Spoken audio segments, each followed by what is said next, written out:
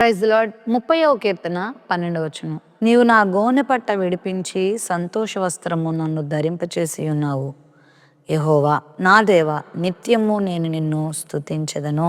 గోనె పట్ట ఏంటి, సంతోష వస్త్రం ఏంటి అని అనుకుంటున్నారా? పూర్వం రోజుల్లో భక్తులు తమకేమైనా కష్టం వచ్చినప్పుడు, బాధ కలిగినప్పుడు, వారు కన్నీటి పర్యంతం అయిపోయినప్పుడు వారు గోనె పట్టలు ధరించి బూడిద జల్లుకొని దేవుని దగ్గరకు వచ్చేవారు.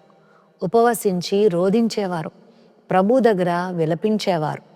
వారి కష్టము, వారి బాధను ఆ విధంగా వెలబుస్తూ ఉండేవారు.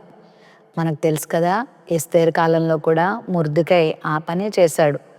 నినివే పట్టణ ప్రజలు కూడా గోనెపట్ట ధరించారు. మరి భక్తులు ఎంతోమంది ఆ విధంగా దేవుని సందులో వెలబుచ్చుతూ ఉండేవారు.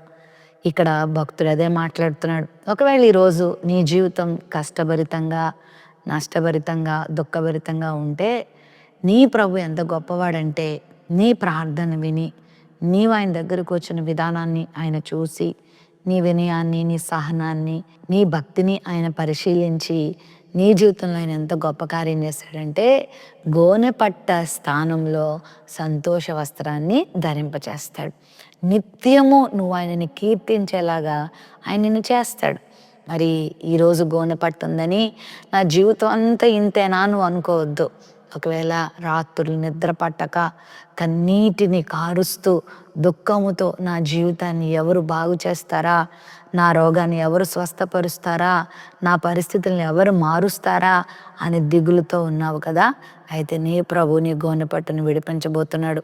మరి ఈ సంవత్సరంలో దేవుడు నీకు సంతోషాన్ని ఇచ్చి, సమాధానాన్ని ఇచ్చి, ఆనందాన్ని ఇచ్చి నీ పరిస్థితులను ఆయన బాగు చేయబోతున్నాడు.